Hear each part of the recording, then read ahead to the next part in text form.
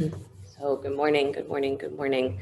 Um, my thought for you today, we're right about in, if it hasn't happened yet, again, I didn't look at the calendar, but we're right around Diwali, which is, Indian celebration, Hindu celebration, but it was yesterday. Okay, there you go.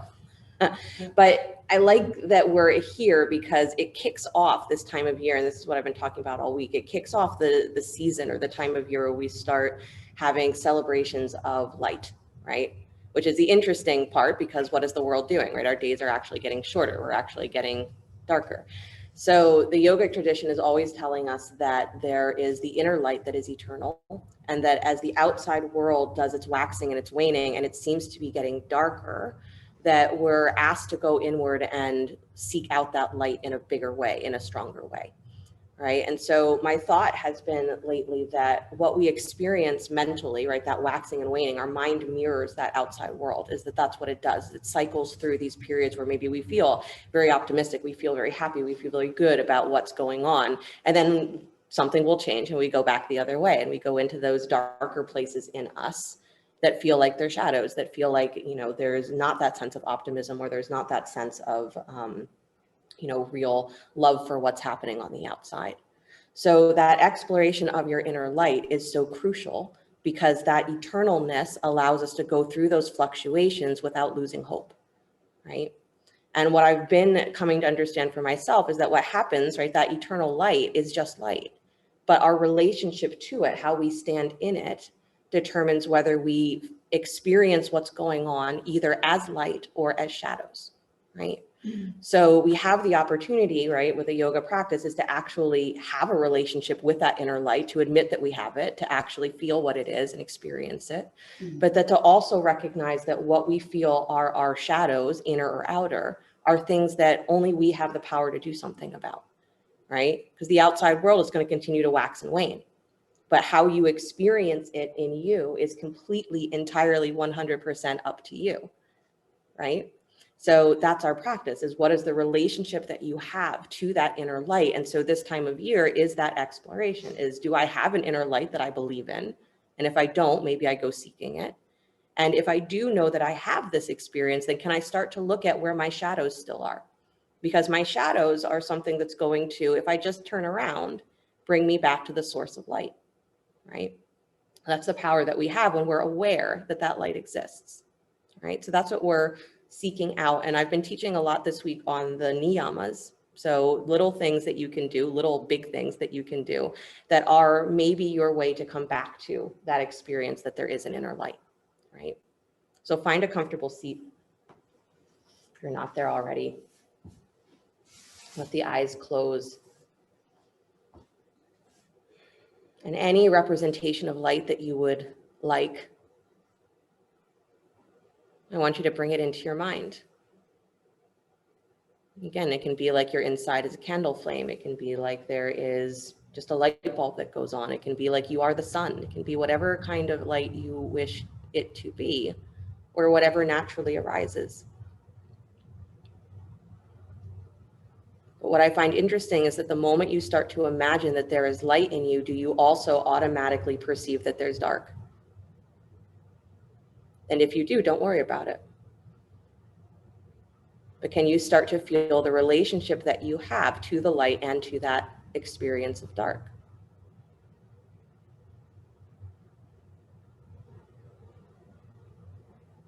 The Niyamas are guidelines in the Yoga Sutras that are meant to bring us back to a good relationship with ourselves. So not what's happening on the outside, but watching this relationship of how light and shadow move in you. That maybe if we start here and we're steady in that inner light here inside, just you and you, then it makes the outside world a little easier to walk in. So as you're imagining that light, again, breathing it as a real experience, whatever that experience happens to be, just start to let your spine move in a little bit of cat and cow. And let the breath be what leads the action. So instead of saying my spine is cat and cowing and I happen to also be breathing, let your inhale lift your chest. And let your exhale soften your spine back. So you start to get in touch with there being this natural rhythm or pulsation. It's a word that gets used a lot. There's a natural waxing and waning.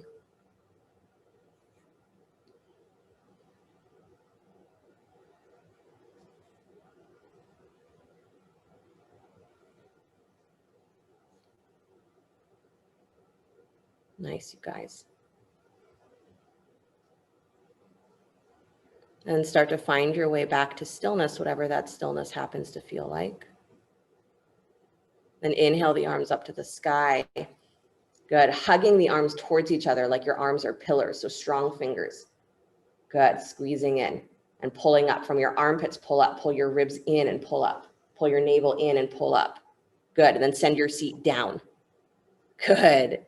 And then exhale, reach the arms all the way out and down, fanning the auric field, as it said, all the way out and down, out and down, out and down, out and down.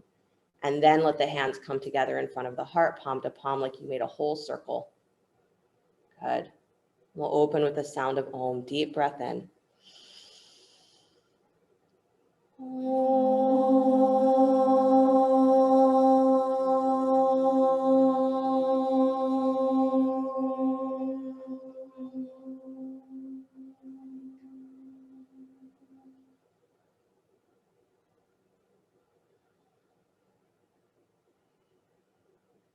And let the eyes float open.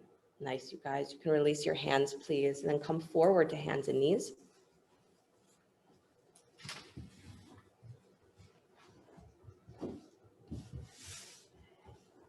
Good. Spread the fingers wide. Start to circle your hips.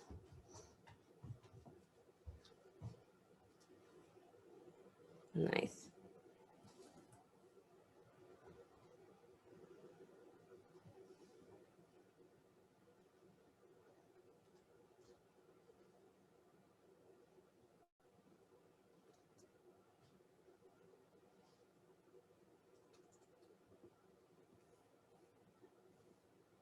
And move yourself the other direction, please.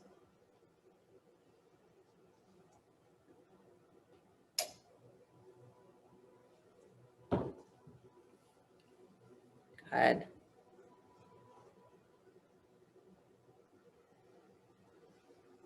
And you're moving and you're breathing. And maybe in that moving and that breathing, you're letting whatever is the heaviest in your mind start to move a little with you.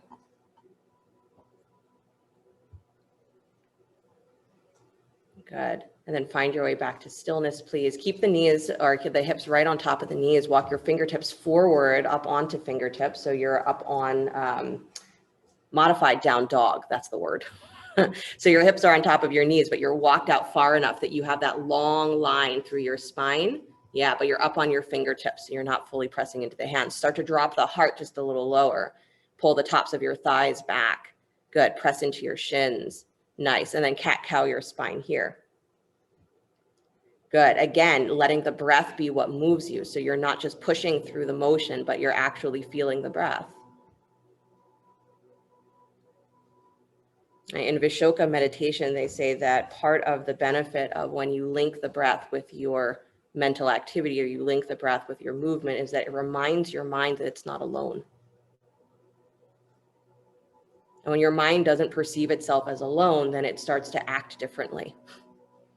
Right? Some of those heavier fears, some of those heavier behaviors that we do to protect ourselves start to soften.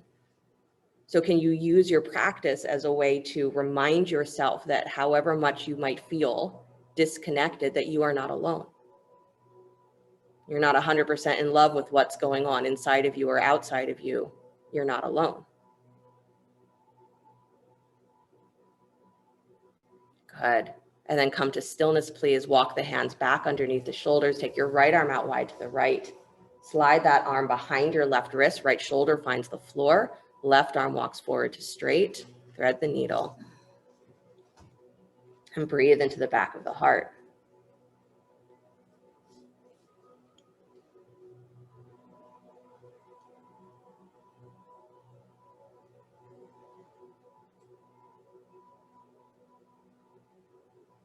Good. The first of the Niyamas is Saucha, and translates as purity. And then, our minds automatically go to the idea that purity means we have to get rid of everything that doesn't belong. We have to start deciding what's good about us and what's bad about us and do a big purge. Not really. One more breath into the back of your heart, press into your shins, and then find your way back up to hands and knees. Go the other way, take the left arm out and wide, slide behind your right wrist, left shoulder finds the floor. Walk the right arm forward towards straight. Good. Right. Saucha is this question of what are you aligning yourself with? And are you aligning yourself with things and behaviors and patterns that are actually uplifting and useful to you, or are you aligning yourself with the things that keep you caught? Right? Are you investing in your unhappiness instead of that inner light? And it's said that when we get very practiced in Saucha, that there arises this natural disgust for that which doesn't serve us, right? We'll actually be kind of repulsed by it and say, I don't want that. Right? And that doesn't mean that we hate it. It just means that something in us says, that's not for me. So what arises is this natural wisdom. So we start to let that heaviness of the mind move with the breath, and that natural wisdom will arise. Walk yourself back up to hands and knees. Good. Spread your fingers wide, step your feet back to plank pose, upward push-up. Yeah. Good. Send those inner thighs a little higher. Look towards your belly button, round your upper back. Good. And then keep that sense of lift. Take your hips high to the sky, lift up onto the balls of your feet, and then push the hips back towards downward facing dog, still up on the tippy toes of your feet. Squeeze your hands and your feet towards each other. Good. And then let your heels soften towards the floor as you pull your armpits forward. Nice. Downward facing dog. Good. And then come up on the balls of the feet again, scoop into your low belly, round into your upper back, pull forward like you're coming back to plank pose, armpits over your wrists. Good. And then keep the thighs lifted at the last moment. Lift your collarbones up and wide so that you take that arch out of your upper spine, but you don't drop your chest. Good. And then scoop into the low ribs again, round your back, pull your hips to the sky, up on tippy toes, squeeze the hands and the feet towards each other, and then let the heels soften towards the floor, armpits forward, downward facing dog. Nice. Keep that lift of your pelvis. Right leg comes up and back behind you. Still squeezing the hands and that left foot towards each other. Down dog split, right leg up. Beautiful. And then step the right foot between the hands, lunge. Good. Inhale the arms up to the sky, high lunge. Nice. Take the arms out and wide, please. Good. Jennifer, switch your legs. Good. Left arm crosses over top of right in front of your chest. Wrap the arms for eagle. Nice. And then start to make circles with the elbows. So you're holding that high lunge, but you're circling the arms. So keep steady with that front thigh. The knee is over the ankle. Good. The feet are squeezing towards each other. Nice. Beautiful, you guys. Come to steadiness with the elbows. Lift the elbows just a little higher. Inhale, wide chest, wide upper back.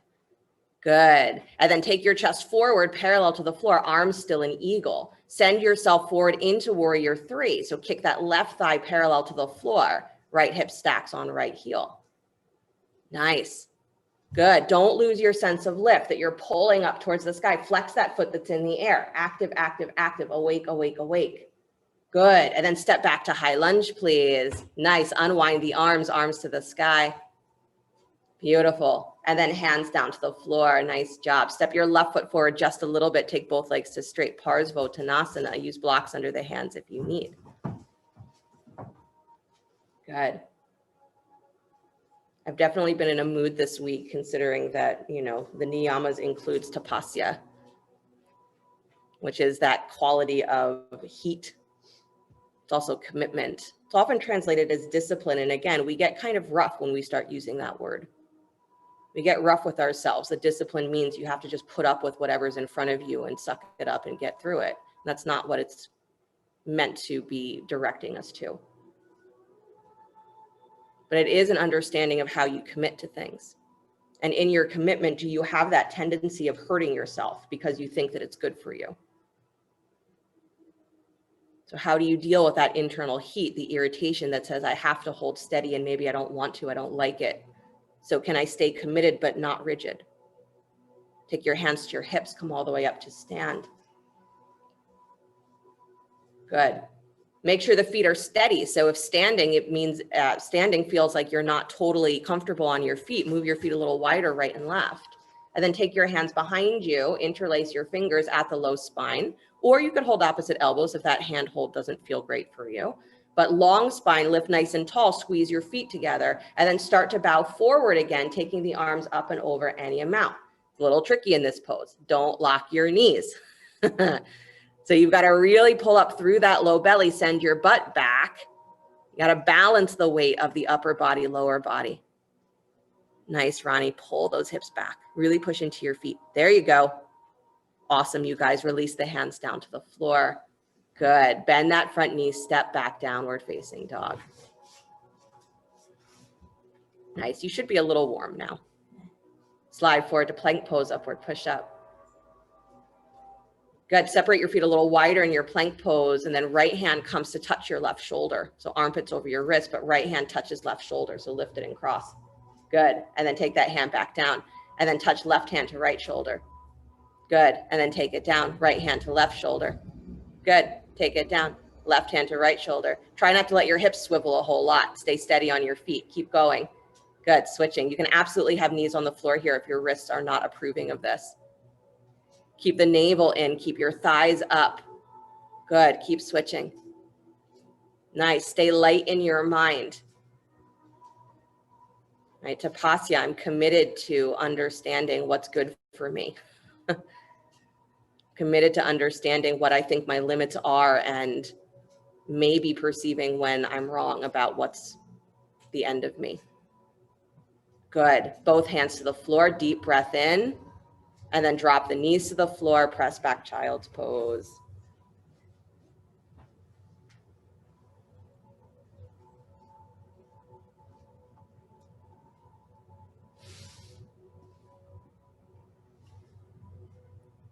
Keep breathing your breath and remembering that this is the experience of the inner light. Whatever is happening right now, that light is right there with you.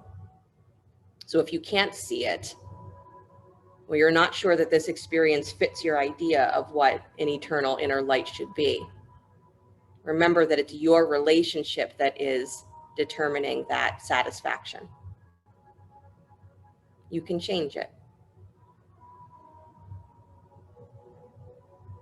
And it doesn't mean that the experience of the eternal light is always just pure joy. We are told that at some point that's what it becomes, but that's not always our initial experience. So whatever's there, don't exclude the light from it. That's our teaching. Come back up to hands and knees. And if you don't exclude the light, it means that that light begins to touch everything that's happening, and maybe it starts to change your perception. Downward facing dog. Squeeze the hands and the feet towards each other so you get that feeling that you're really pulling up through your spine, your butt's going up and back. Good. And then take your left leg to the sky, down dog split. Still with that feeling of squeezing though, so don't fall completely into your hands. Pull up through your pelvis, pull up through your spine. Nice, Jessica. And then step that left foot between the hands, lunge. Good. Inhale the arms up, high lunge. Finding your feet. And then the arms go wide. Right arm comes on top of left in front of your chest. Wrap the forearms. Good. And then do your little elbow circles. Yeah, so Gen C, be a little less wiggly with your circles. You're doing them so dramatically. I'd like for you to be fully engaged, but if you're throwing yourself off balance, try to isolate the movement in your upper back. That's the way that I really wanted to say it. Good. Just ignore me if I say things like, don't be so wiggly. Be as wiggly as you want. Good. And then come to stillness, inhaling the elbows, lift a little higher so you get that stretch through the spine, you get the stretch through the shoulders, through the chest. Good. And then take your torso forward, parallel to the floor. Step up to warrior three. So your right thigh comes up. Good. And you're balancing over that left heel. Awesome. Nice, Andra. Good, Laura. Use that clasp of the forearms to your advantage. Squeeze into that, pull your armpits up. It's going to remind you to lift your chest. Good. And then step back, high lunge. Nice job. Unwind the arms, arms to the sky. Beautiful. And then release the hands down to the floor. Good job, you guys. Step your right foot forward just a little bit. Take both legs to straight Parsvottanasana. Use blocks if you need. Good. And let your breath stay really long and deep. It's an intense posture, I know.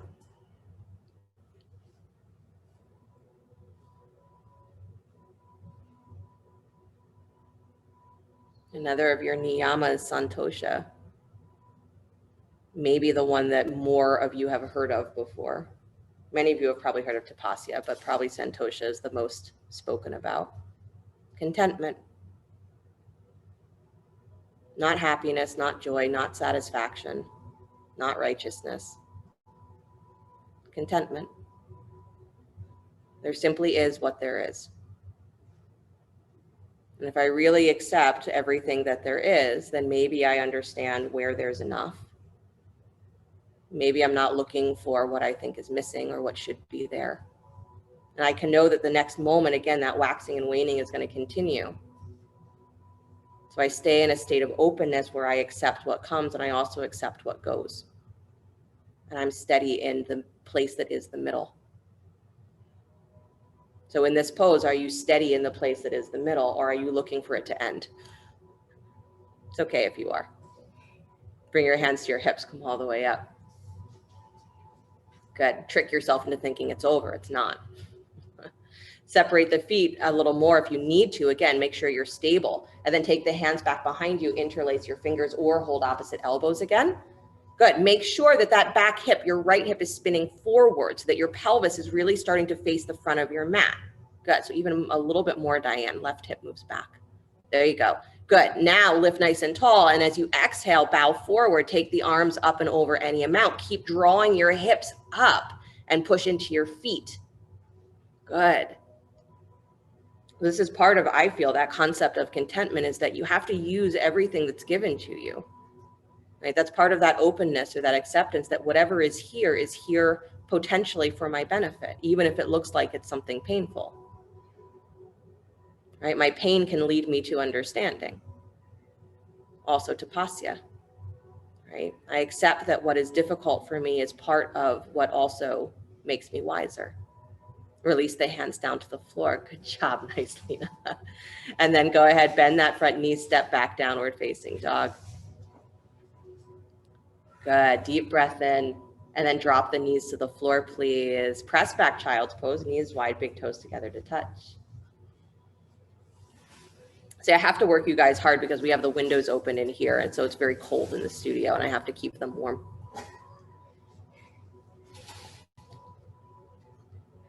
It's really compassion. Good. Walk your torso to the right, please, over the right thigh.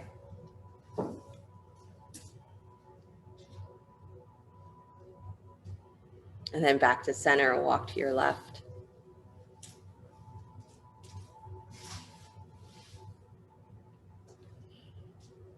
All of the Niyamas are an opportunity to find your way back to a place that is a good relationship within you. Right? The yamas, which the sutras list first, are about how we deal with the outside, right? Your relationship with others. And then we're asked to look at the relationship we have with us. And in my mind, I think that maybe we have it backwards. Come back to center. And of course, the sutras recommend we're doing all of these things simultaneously. But, you know, for us practicing, if we're choosing one, don't try to fix the outside first. You'll get very frustrated. Walk yourself back in. Come on up onto your knees, high kneeling position. So come all the way up, hands at the hips. And then send your right leg out wide to the right, up in a high kneeling position, hands to your hips. Good. Yeah. Toes facing forward if you can. Good. So your right heel should be in line with your left knee. Stretch your arms out wide, letter T. You got it. Yeah, we're doing gate pose. Good. And then slide that right arm down the right leg. Left arm comes over the ear. Stretch. Good. Soften that right shoulder away from the ear so that you have all of that maximum space of your throat. Nice. And then take your left hand behind your head. So you're still in that stretch, but take your left hand behind your head. Good. And then press the back of your head into your hand, dropping your chin slightly so that you get that feeling of actually lengthening the back of your throat. Good. And then maintain that. Slide your left hand towards the back of your heart. So slide it down your neck towards the back of your heart. Your elbow is going to point more over the top of your head. So breathe a little bit more into that armpit space. Good. And then from there, maybe extend the arm back over the ear or just keep it where it is. Awesome. And then come all the way back up, navel to spine. Good, you guys. Reach the left hand out and down to the floor. So reach the other direction. Again, you can use a block there if you need. Right arm comes over the ear. Good, so breathe through that entire length of that side body from your armpit all the way down to your hip. Good, Jeannie, just open your chest a little more towards the sky. There you go. Nice, you guys. And then fall onto those left fingers or move those left fingers a little wider and then lift up onto that left shin. Take your right leg parallel to the floor. Good. Remember your throat. Yeah, that inner thigh's got to work a little bit. Nice. Good. I'm being generous and not telling you to do, leg circles here. Good. Come on back, please. All the way back up to center. Nice job. And then switch to the other side. Right knee comes underneath the right hip. Left leg goes wide. Beautiful. Take the arms wide. So again, left heel is in line with your right knee. Don't let it be too far back behind you. Otherwise, your pelvis is going to have to do a lot more work to stabilize you. So pull it forward more than you think you have to. Good. And then left arm slides down the left leg. Right arm comes over the ear. Nice. And I know you're here for a while, so don't give in to that feeling that you're just going to push out through your ribs and you're not going to continue to hold this like it's a stretch. You're elongating, so you're pressing through that right shin. Good. And then take the right hand back behind your head. Drop the chin just a little bit, press your head straight back.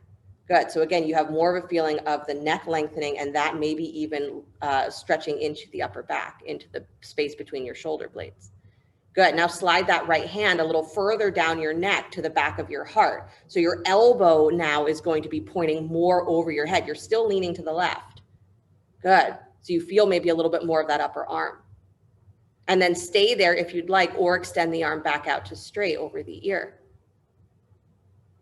Awesome.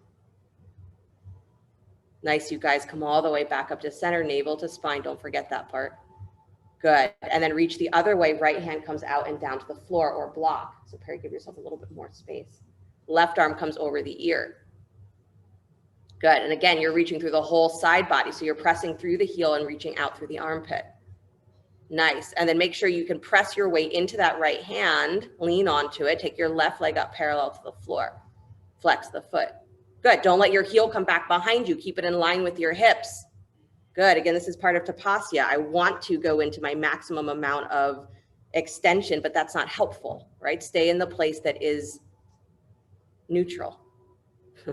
Not easy. Good. Bring it all the way back down. Good job, you guys. All the way back up. Come back to hands and knees. That was fun. Downward facing dog. I liked it. I liked it. I thought you did a good job. Beautiful, you guys. Right leg up and back behind you, down dog split. Good. Bend the knee, take your heel in towards your butt, stack the right hip on top of the left. Here, I'm going to ask you to make circles. So make circles with your knee. Good. Again, trying to keep the action in the space of the lower spine. So the leg, the hip into your butt, but try not to let the rest of you be wiggling around too much. Good. Nice. Lift and open, please. Beautiful. And then step that right foot between the hands. Lunge. Yep. Drop the back knee, Anjaneyasana. You can use a blanket there if you'd like. Inhale the arms to the sky. Good. And then interlace your fingers, press the heels of the hands up to the sky. Good, pull up. And then as you exhale, bring your hands forward, round your back, squeeze your legs towards each other. So the back knee and the front ankle, round your back. Good, and then inhale the arms up to the sky.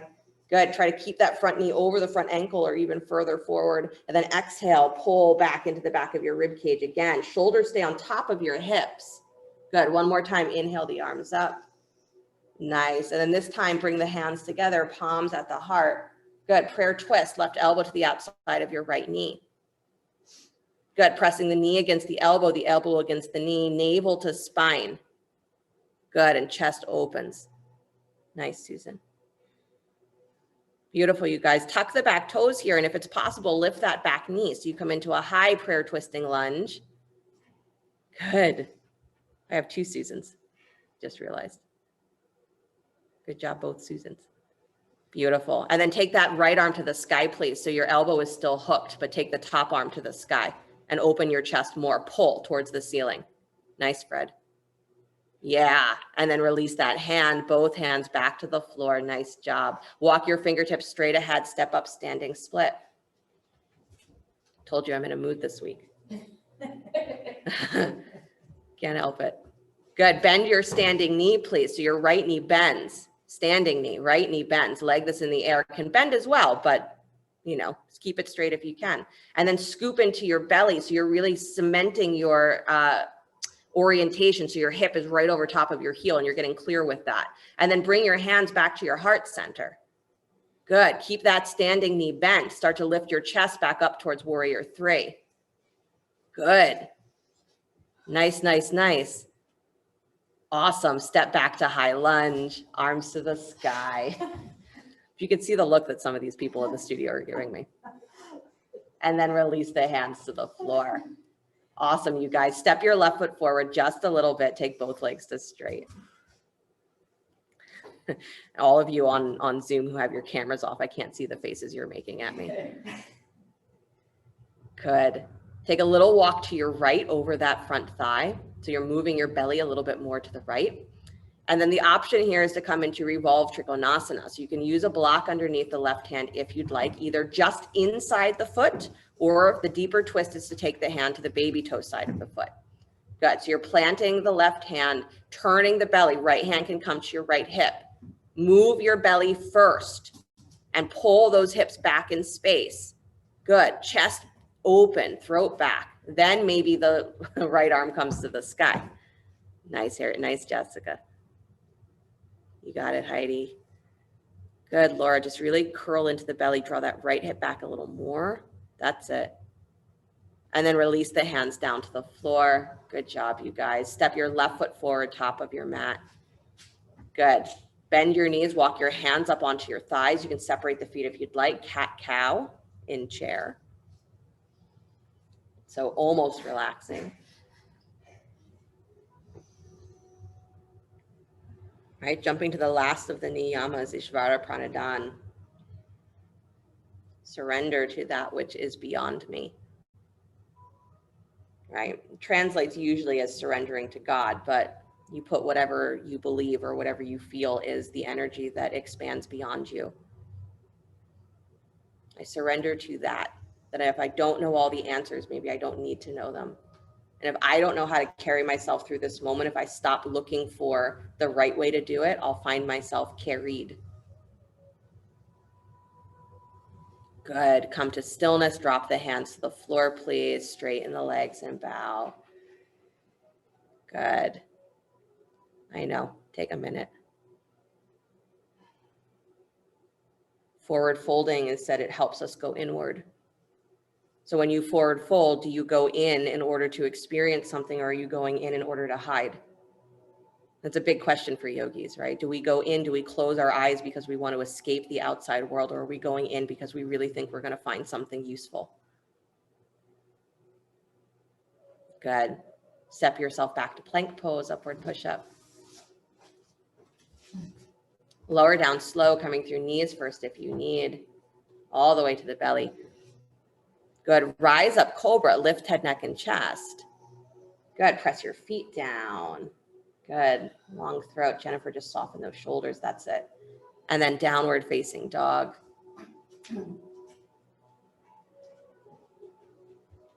Good. Left leg comes up and back behind you. Down dog split. Bend the knee. Kick your heel in towards your butt. Stack the left hip on top of the right and start to make circles with that knee.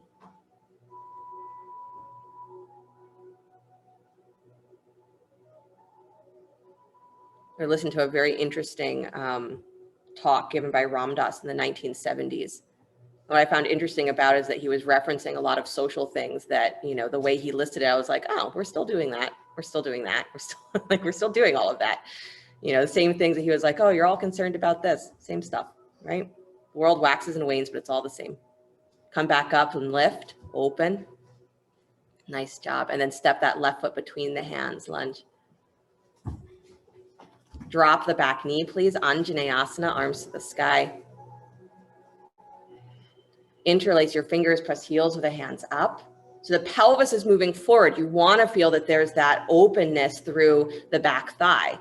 And then as you exhale, heel round into your back and push the hands forward, but keep your shoulders on top of your hips. Keep your pelvis committed to moving forward. Good. And then inhale the arms up. So again, you're trying to get into more of the length of your spine, the wideness of your chest. Exhale, hands forward again, round. Pull back. Good. And then one more time, inhale the arms up to the sky. Nice. Fold the palms together. Bring the hands to the heart center and prayer twist. Right elbow to the outside of the left knee. Good. And you're using that elbow and the knee to support the twist. This is that concept of everything that you've got, you have to use it. And this was part of that talk that Ram Dass gave us. He said, everything that's in your experience is for your own enlightenment. It's not for anything else. Belly in. Good. Lift that back knee if it's available here. Come to that high prayer twisting lunge or keep the knee on the floor. Awesome. And then that right elbow stays hooked, but take your left arm up to the sky. So you open and pull up. Your ribs get lighter and maybe that back thigh gets lighter at the same time. Awesome. Awesome. Nice, Mark. Nice, Lana. And then bring it back together, please. Take the hands back down to the floor. Good job. Walk your fingertips straight ahead. Step up, standing split. Good.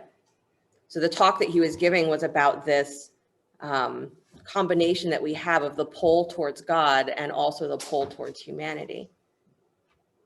And that if you are too much locked in either direction, is you lose the ability to really experience that inner light. You get caught. Bend that standing knee, please. So your left knee bends, scoop your belly. Good. Find where it feels like your hip and your heel are connected to each other. So you're really putting your weight where it belongs, where it's going to be steady. Then take your hands to your heart center. And you got to trust that where you've placed yourself is a place that's steady.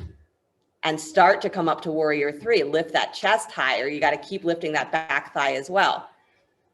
Keep breathing. If you stop breathing, you get heavier. Really good. Nice. Step back to high lunge, please. Arms to the sky. I know. And then hands down to the floor. Good job, you guys. Step your right foot forward just a little bit. Take both legs to straight. Parsvottanasana. I know. I'm in a mood. Of course I admit it. That's our last of the niyamas is, you know, svadhyaya, self-study. You have to admit who you are. You have to start to recognize the way that your mind works and also what is beyond your mind, because that's what the self-study is. It doesn't mean dissect yourself. It doesn't mean psychologically try and figure out what's wrong with you. It means, can you really look at seeing yourself for what you are, which is a body and mind, which is designed to be a certain way, but that's also an energy that's beyond that body and mind. So can you see yourself as that? And if you can't, what is stopping you? Can you identify where in your mind there is the refusal to acknowledge that that inner light is a thing? Start to move yourself towards the outer edge of that front leg. Selena, I think you're on the opposite foot. So moving yourself over to the left. Good. Your right arm, right hand is going to plant either just inside the big toe or to the outside edge of that foot. Left hand comes to your hip. Turn your belly to the left. So move the twist from your spine first. Good. So Susan W., it looks like you're on a different foot. So you've actually got to move yourself to the right. So your left hand would be coming towards that front foot. There you go. And then you can take that arm to the sky if you choose, or stay where you are, because sometimes working the twist here feels better with the hand at the hip because you really have more of a sense of where the action's coming from. So pull your hips back no matter what. That's it. Nice, Marlene. Nice, Ronnie. And then release the hands down to the floor. Good job. Bend that front knee. Step forward, top of your mat. Good. Separate your feet, bend your knees, hold opposite elbows, hang for a moment. Surrender to whatever you feel is beyond you.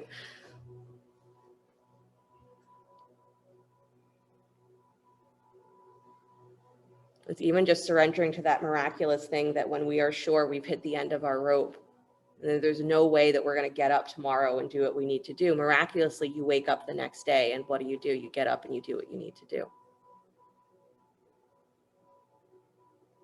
So we're asked to recognize that there is this undying quality in us.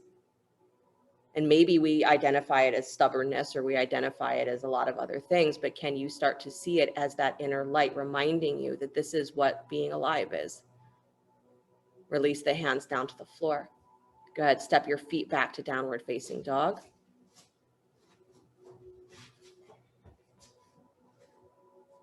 Nice. Slide forward to plank. Lower down slow to your belly. Rise up, cobra.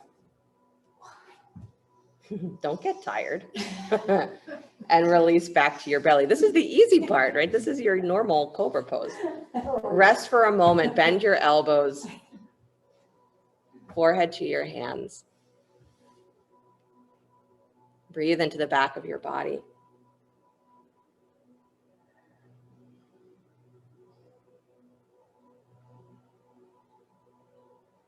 Right? There is a difference between the pull to the higher source, whether we imagine that to be inside of us or outside of us.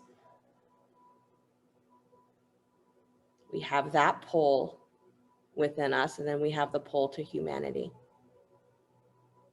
The pull to humanity that wants to take everything that we are and to desperately fix the way things look on the outside.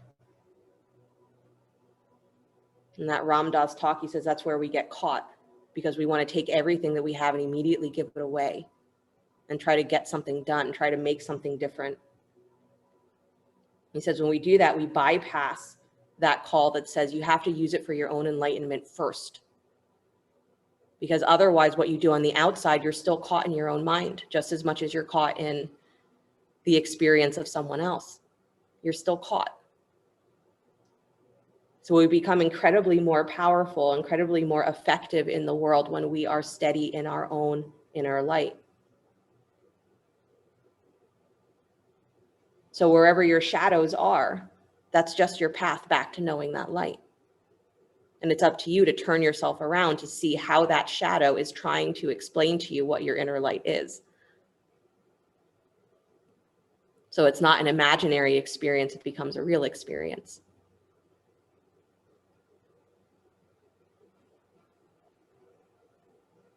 Good. Unwind the arms or take the arms out from underneath you. Roll onto your right hip, please. So onto the right shoulder, onto the right hip. Good. Stacking the hips. You can take your feet slightly forward of the hips if necessary for balance. And that right arm can either be straight underneath you, or you can bend the elbow to hold the head if you'd like. And then you're bringing your left knee, that's your top knee, in towards your chest. Yep. Bring your left knee in towards your chest. You got it. And with your left hand, you're going to reach for the ankle inside the knee. Again, elbow inside the knee. Reach for the ankle or the foot, wherever you can hold. And you're going to extend that left leg up to the sky. Good. Big toe is a great option too.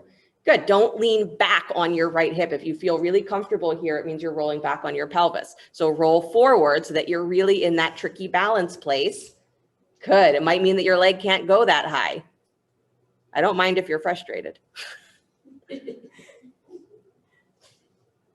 Good. Nice, you guys. Reclining Vishnu. Beautiful. And then bring that left knee back in towards your chest. Please let it drop forward all the way to the floor. And then bring that left shoulder back behind you into spinal twist. Good. So your left knee is on the floor in front of you. Your left arm is reaching back behind you. If the shoulder is not coming anywhere near the floor, then take the arm up over the ear instead and just breathe through the whole side body again. Nice, Ludmila.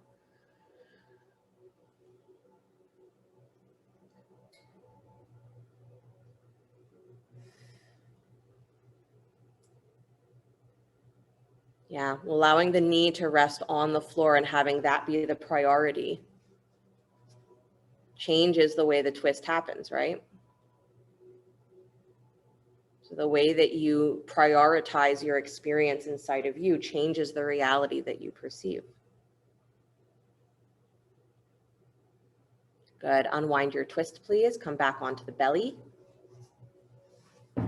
Forehead to the floor. Take your hands behind your head, elbows wide. Point your toes. So forehead to the floor, hands behind your head, elbows wide. Hands to the back of the head. There you go. Lift your elbows up, please. And then keeping your gaze down, lift head, neck, and chest, pressing the head up into your hands. Yeah, there you go, Lena. Good. Really engaging upper back, elbows wide. Beautiful. And then release, please. Nice job. Release the hands. Roll onto your left hip. Yep. Other side. And again, the feet can come slightly forward so that it's harder for you to lean backwards, or I should say easier for you to balance, which means that you'll have less tendency to roll backwards towards your butt. Good. And then that top knee, your right knee's coming in towards your chest. Reach inside, so underneath the knee, find the ankle or the foot or wherever you're going to hold, and then start to take that leg straight up towards the ceiling. Again, don't let yourself roll backwards. I know. Good. I want you to maintain that hip stacked over hip. Beautiful. That supporting leg, the leg that's still on the ground, still has to be doing some work. Again, every part of the pose is there for your enlightenment. Nice, Lisa P. Beautiful. And then bring that knee back in towards your chest. Really good, you guys. Let that knee fall forward towards the floor. And then take your right arm back behind you, spinal twist. And again, if the shoulder feels like it's nowhere near the floor, take the arm up over your ear. But let that right knee stay rested on the floor. Good, Sandy.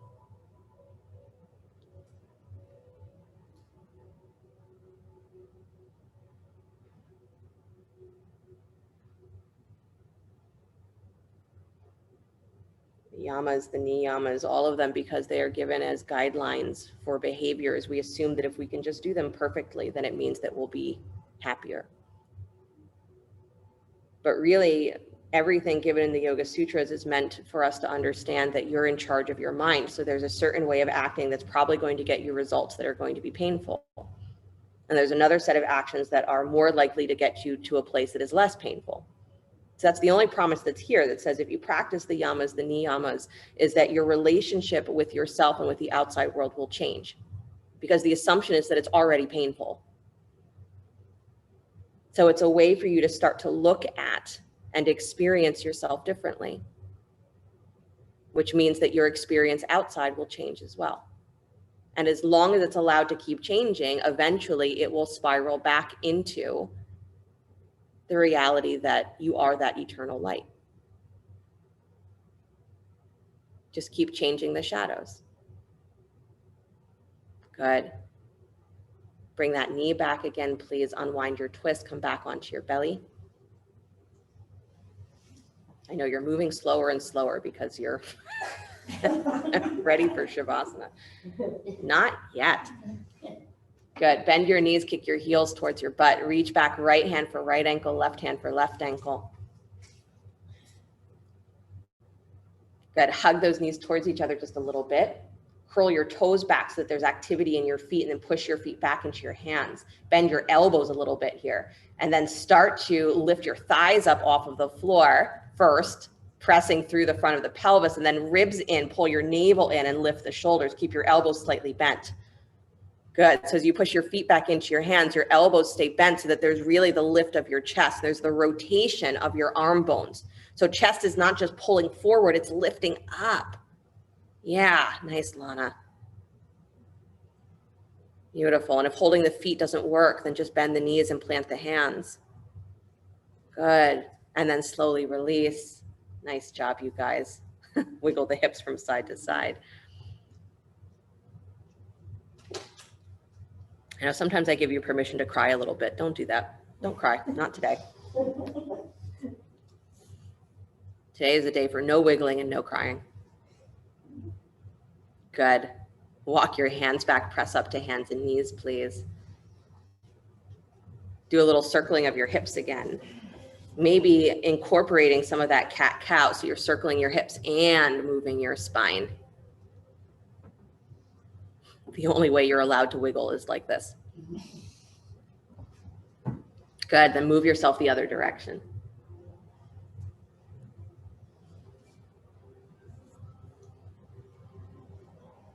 So my suggestion is you find one of the Niyamas or one of the yamas, you find one of anything, and you practice it a little bit every day.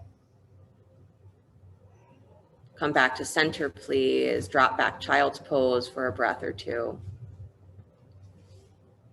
Right? Because these principles or these guidelines are not meant to be perfected as, you know, rigid, there's only one way to do it. They're meant to be explored over and over and over again continuously. So that waxing and waning is still happening, but we're becoming more and more clear about where the source of our inner light is and where the source of our shadows comes from, and how that plays itself out in the outside, how that turns into the relationships that we see outside. Good. Walk yourself back up, please. Come to sit on your butt. Legs out in front of you.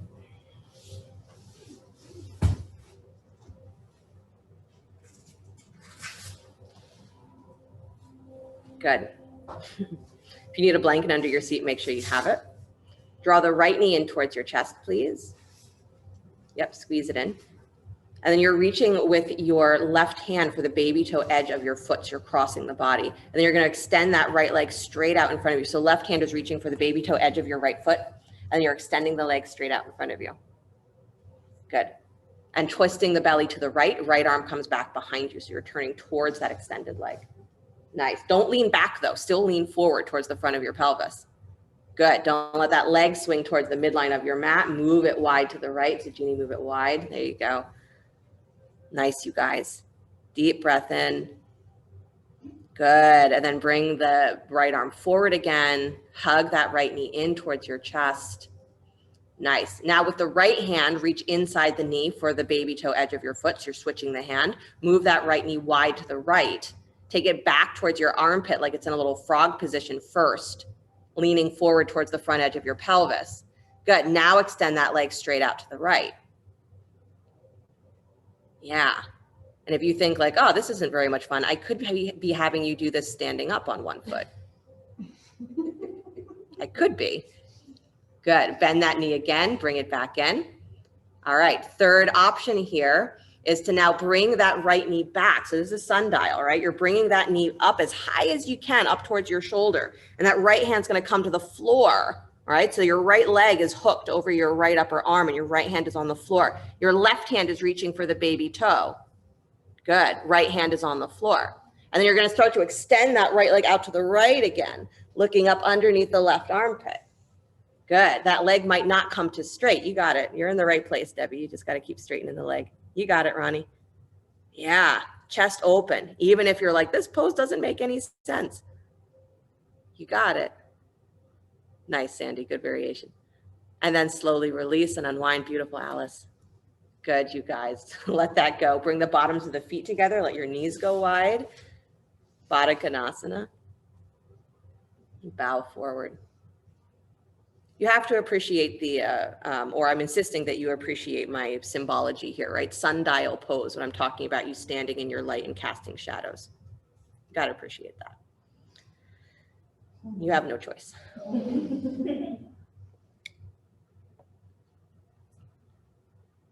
Been trying to do it all week and it just hasn't worked. Maybe you're thinking it still isn't working. One more breath, please. And then walk yourself back up. We're going to play the same game on the other side. So stretch your legs out in front of you. Left knee bends in towards your chest. Good. Right hand reaches for the baby toe. This is the straight forward twist first. So you're extending that left leg straight ahead of you, turning your belly to the left. Left arm goes back behind you. Good. Don't let the leg fall towards the midline. Push it slightly wide. Chest open. You got it. Beautiful, you guys. You have to want something from this practice. I know we're asked to move away from, or at least understand our desire in a yoga practice, but you have to want something from what you're doing. Come back to center, please. Good. Hug that knee in towards your chest. Second variation, you're switching the hand. So the left arm is coming inside the knee. Reach for the baby toe. Draw that left knee wide towards your armpits, the little frog position first. Good. And then take the leg out to straight. So I ask you to come into the frog position first so that you're really getting that sensation of where your hip flexibility is. Then you straighten the leg, moving into the hamstring flexibility. Instead of getting stuck saying, well, my hamstring won't go there, so I'm going to do something weird with my hip. Good. And if you did do something weird with your hip anyway, that's all right. Right arm goes wide, so you're in a very pretty balance. Yeah. Nice. And then bend the left knee again, please. Bring it back in. Good. Option for a sundial. So now you're bringing that left knee nice and high up over your left upper arm, up over the shoulder. So that left arm is going to the floor and your knee is hooked over the upper arm. Right hand holds the baby toe, so it's opposite hand. And then as you start to extend that leg out wide, you're turning your gaze in the other direction. You're looking to the right. Good. And you're still leaning towards the front edge of your pelvis. Nice, Heidi. Nice, Diane. You got it. Nice, Debbie. Good, Jen C. You got it. Nice, Lisa P. Good, you guys. And then slowly release and unwind. Good. Don't look disappointed. Do not look disappointed with whatever just happened. Good. Take both legs out in front of you, please. Inhale the arms up. Flex your feet, dig your heels down. So I want you to dig your heels down like you're hooking your heels into the floor and dragging back. So that might feel like your knees pop up a little bit. That's fine. But keep that digging down of your heels and then bow forward, navel in. Good. So you're forward folding, but I don't want you to push everything down straight into the floor. I want you to hook your heels, pull back so that there is a elasticity still in your legs. There's an energy flow forward and back, not just I'm locked. Awesome.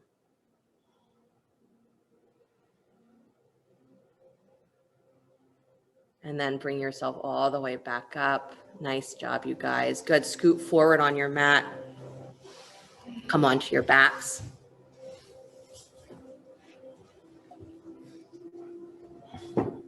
Good. Option here for shoulder stand if you'd like. So you can bring the legs up over into shoulder stand if you'd like. You can use a block underneath your seat, legs up to the sky if that feels like a better option. You can hang out in supported bridge. Again, block underneath your sacrum and just keeping the knees bent if that feels like a better option. Those of you who have a wall, if you really want to do legs up the wall, totally available. Good.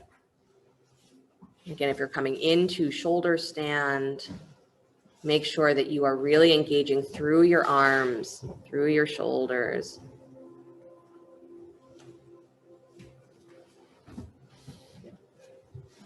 And Svadhyaya, watching yourself, not by your mental concept of what should be happening,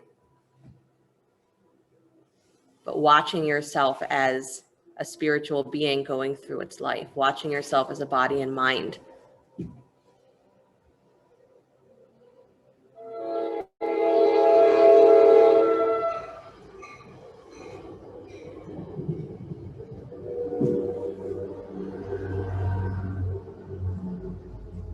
We have to want something from this practice. There has to be, again, we're either being pulled towards that inner source of light, we're either being pulled to that, or we're being pulled to humanity, probably both. So the more we understand how that pull is happening, we're able to stay in that place that recognizes the experience of the inner light, and also that we're in a world that waxes and wanes. There's always going to be shadow.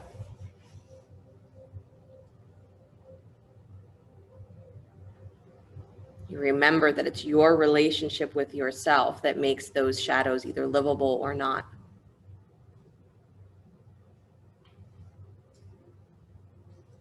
So you do a little bit every day. Maybe you think about the habits and patterns you align yourself with and if they're helpful or not. Maybe you look for contentment and say, I'm open to receive whatever comes and whatever leaves, equally open. Maybe you're just looking at how committed you are to really being happy in your life, or how committed you are to being unhappy. It's amazing, is that many of us are very committed to our unhappiness.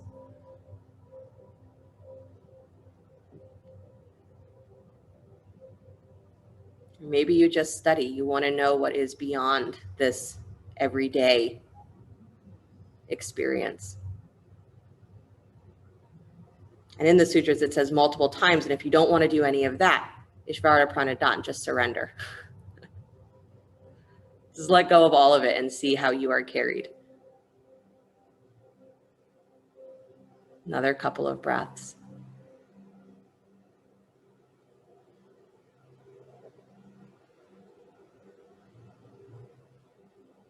And then as you're ready, slowly begin to release the inversion, rolling down the spine one vertebra at a time, taking the feet back to the floor.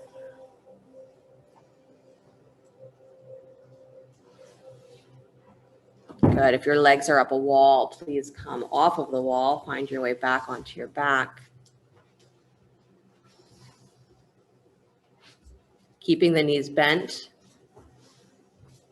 feet underneath the knees. Set your arms alongside you into robot arms. So pressing through the upper arms, roll those groins down towards the floor. So you're actually tilting your pelvis, your tailbone towards your heels.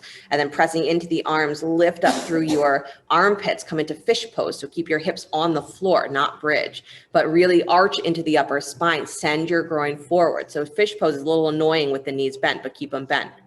Because I want you to really experience working just in that upper back all the way to your pelvis. So maybe you get high enough where you can drop the top of the head to the floor. Maybe in this position, no way. So press into the upper arms and feel what it's like to really stretch through the upper part of your back. Awesome. And then slowly release, unwind. Good. Stretch the legs straight out in front of you. Nice. Take the legs together. Either leave the arms here or take them to straight. If you take them to straight, you're coming back into fish more the traditional way. So if you're taking the arms to straight, you move the upper arms close to your side ribs. You can even slide your hands under your butt if you'd like. But same thing, your butt is pushing down here. So as you start to rise up, lift through those armpits again, lift through the side ribs. You can push into the forearms. Good. Open the chest, drop the head back. Fish. But keep your legs really awake. You're pushing down through your seat. Point the toes or flex the feet, either one, but have the legs awake. Nice, Perry. Nice, Ludmila. Nice, Lena. Good. And then slowly release. Good, you guys. Bend the knees, please. Plant your feet. Beautiful. Separate the feet as wide as your mat. Let your legs drop from right to left, side to side.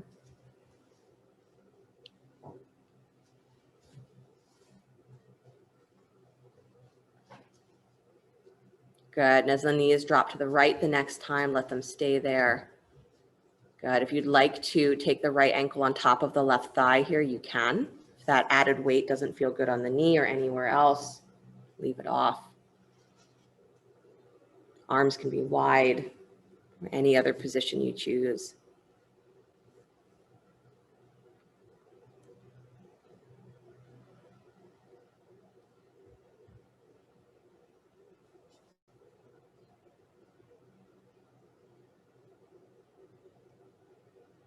Maybe our greatest difficulty is remembering that inner light, because it is eternal, it's never not present.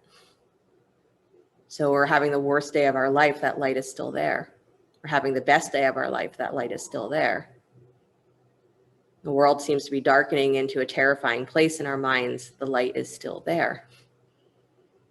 It's not separate from this experience, no matter what the experience is. And that frustrates us, doesn't fit our idea of what that eternal light should be. Come back to center, please. Take a moment and then let the knees drop to the other side. Good. If the left ankle wants to come onto the right thigh, you can place it there. Otherwise, stay where you are. And if this wide twisting position doesn't feel good, you're absolutely welcome to stack the knees on top of each other instead.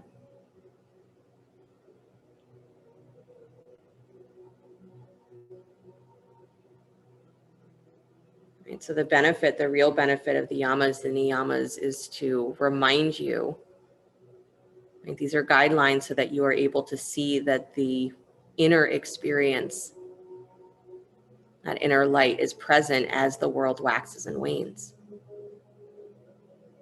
So sometimes the best we can say we're reaching for is just to not forget, to not let go of that, because that is the acknowledgement that's going to get us through the darkest days. That I may not fully understand that inner light, but if I trust that it's there, and maybe I get a glimpse, maybe I learn how to rely on it, I walk through the world a little bit easier. My pull towards humanity doesn't feel like it's going to drown me. And my pull towards God doesn't feel like I'm trying to escape. Come back up to center, please. Unwind your legs. Draw the knees in towards your chest. Good. Take the knees wide. Reach for your ankles or your feet. Happy baby.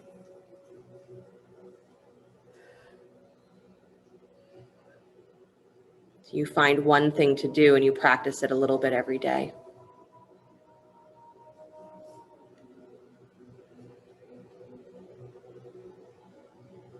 Good. Squeeze the knees in towards the chest. Bring your forehead up to meet your knees. Hug. And then slowly release, extending the legs out in front of you, arms alongside you, palms facing up. Shavasana.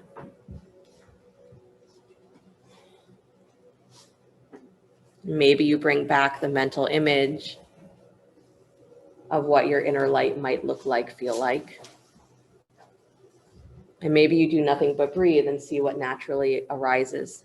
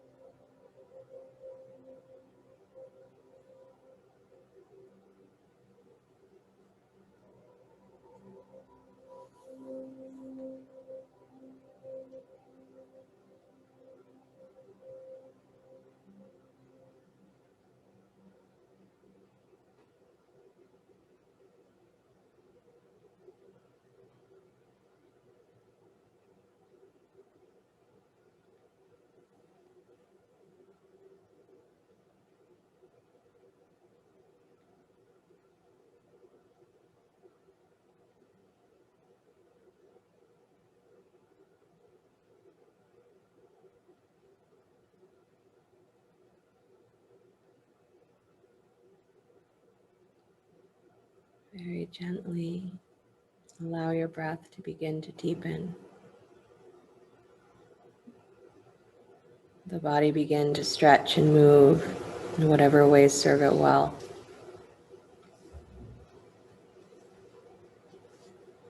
And as you're ready, draw the knees in towards your chest, roll to your right side. And take a moment before you begin to push the floor away. Come back to an upright seated position.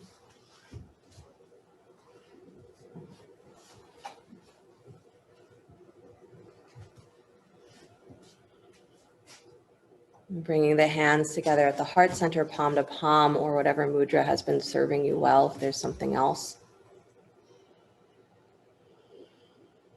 Remembering again that that inner light is eternal. The outside world waxes and wanes, but the inner light doesn't change. It's simply there. But our relationship to it turns and moves. So the yamas, the niyamas, everything that we're given, the tools that we're given are designed to keep bringing us back to that light over and over and over again until we stop running away from it. So we have to want something from this practice. We have to want that experience of the inner light. Can't be afraid of wanting it. And at the same time, we can't be afraid of the shadows because the shadows are what's going to lead us there. And so if we're afraid of where there seems to be darkness, we're going to deny that light over and over and over again. So the celebration of the holidays that happen this time of year and the deeper purpose of these teachings is so that you hang on to that light no matter how dark it is. And the darker it gets, you hang on harder. Not in an attached way, but in a way that says, I want the light to be real in me. I want that experience to be what permeates my relationship with myself and my relationship with the rest of the world. You have to want it. So practice in a way like that is the most important thing that you can possibly do. And that everything that's being given to you in the world, whatever it looks like, is for the purpose of your own enlightenment.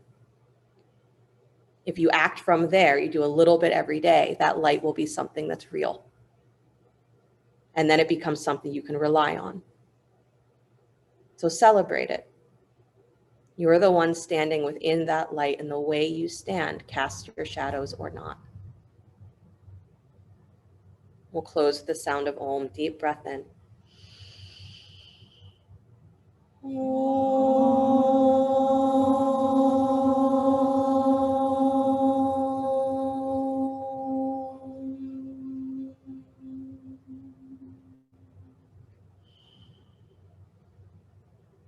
Sliding the thumbs up to the space between the eyebrows. Namaste. Thank you guys so much online. Thank you guys so much in person. Have a great rest of your day, great rest of your week until I see you again. And keep your eyes on, bulletin boards for more and emails for more stuff coming up. But go enjoy your lives. That's my recommendation.